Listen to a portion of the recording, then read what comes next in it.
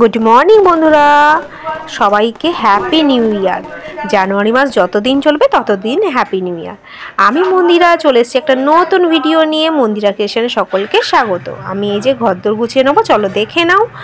আমার এখনও বাসি কাজ সারা হয়নি, ছেলেটাকে তুলে স্কুল পাঠিয়ে দিয়েছি। চলো ঝটপট আগে এই কাজগুলো করে নিই।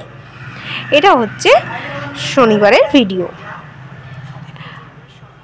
এই যে সকালবেলা উঠে আগে টিপটপ করে গুছিয়ে নিয়েছি। আজকে তোমাদের দাদাভাই তো ঘরে আছে, তাড়াতাড়ি করে সমস্ত কাজটা কমপ্লিট করে নেবো। এই দেখো, এইখানে আমার কিছু স্মৃতি জড়িয়ে আছে।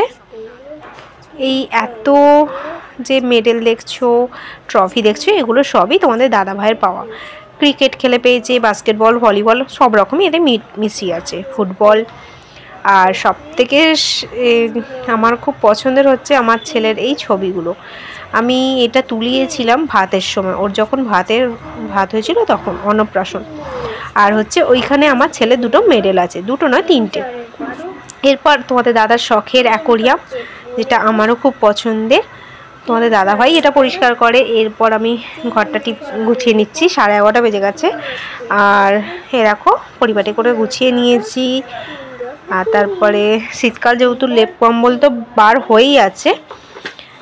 এরপরে দেখাই, এইটাকে একটু অ্যাভয়েড করো, আমার ছেলের বইয়ের র্যাকটাকে। আমি একটু অগোছালোই হয়ে আছে, যেহেতু স্কুল ফুল চালু হচ্ছে সেই জন্য। আর এই বারান্দায় আছে আমার মেশিন, তোমরা তো অনেকেই জানো। ওই যে কিছু কাজ আছে, সে কাজগুলো করব। চলো এরপর বাইরে বেরিয়ে দেখাই তোমাদের। আর এই যে এইটা দিয়েছে আমার ভাইফোঁটার সময়। আর এখানে আমার তারামা আছে। যারা যারা এখনও পর্যন্ত আমার চ্যানেলটা সাবস্ক্রাইব করোনি, প্লিজ সাবস্ক্রাইব করে দাও তাড়াতাড়ি করে। আর যারা যারা আমার আগের ভিডিওগুলো ভিজিট করোনি, অবশ্যই কিন্তু ভিজিট করে যেও। এরপর চলো আমার শ্বশুরমশাইয়ের সেই তৈরি করা জিনিসটা তোমাদের আরেকবার দেখাই।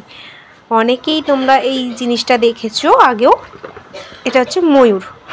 শ্বশুরমশাই পুরো হাতে করে তো বানিয়েছে। এই ফিটিংয়ের কাজটাও নিজে করেছে। কেমন হয়েছে অবশ্যই কিন্তু কমেন্ট করে জানিও। ইচ্ছা আছে অন্যরকম আর একটা কিছু বানাবার, দেখা যাক কতটা কি করা যায়।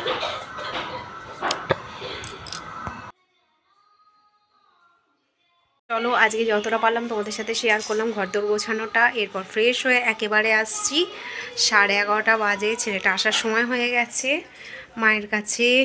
তো গেছে আজকে ক্রিকেট থেকে, একেবারে মায়ের কাছে নিয়ে গেছে। ও দিদার বাড়িতে একটুখানি থাকবে, তারপরে আসবে। তো আমি ততক্ষণে কাজগুলো মিটিয়ে ফেলি, আবার ও আসলে একটুখানি ওর সাথে সময় কাটাবো। চলো একেবারে ফ্রেশ হয়ে তারপরে আসছি। এরপরে সন্ধ্যেবেলা একবার এসেছিলাম, কিন্তু কোনো ভিডিও শ্যুট করা হয়নি। এরপর নেক্সট দিন সোমবার চলে এসেছিলাম। দেখো খালি অন্ধকারটা, এত কুয়াশা পড়েছে, মানে আমি এই ফার্স্ট টাইম এত কুয়াশা দেখলাম। আমার ছেলে তো তাহলে দেখেইনি। দেখেছো কতটা কুয়াশা, এই কুয়াশার মধ্যে বেরিয়ে যাচ্ছে অন্ধকার অন্ধকার থাকতে থাকতে। আর ওই যে মাও যাচ্ছে হাঁটতে। সকালবেলাটা এইরকম কুয়াশার মধ্যে বেরিয়ে যেতে হয় 6টা বাজতে না বাজতে। এরপর দেখো আমি বাইরেটা একবার যাব, তারপরে সব গোছাগুছি করে স্কুলে আনতে যাবো। তো আমি চলে এসেছি। এই যে ছেলেটা জামা কাপড় বার করে রেখেছি, স্কুল থেকে এসেই ওইগুলো পরে নেবে। আমি রেডি হয়ে নেবো, তার আগে পুজোটা চলো আগে কমপ্লিট করে নিই। ফ্রেশ হয়ে তারপরে ছেলেটাকে নিয়ে আসবো।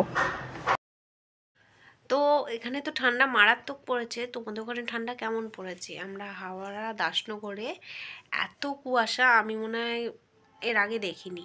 প্রচণ্ড কুয়াশা পড়েছিল আজ সকালবেলাটা। তোমাদের সাথে ভাবলাম শেয়ার করব, তাই জন্য শেয়ার করেছি। আর আজকের ভিডিওটা কেমন লাগলো অবশ্যই কিন্তু কমেন্ট করে জানিও। দুপুরবেলা খাওয়া দাওয়া করার পর ভাবলাম ভিডিওটা এন্ড করে দিই। তোমাদের সাথে এই মিনি মিনি ব্লগগুলোই আগে শেয়ার করে দিই।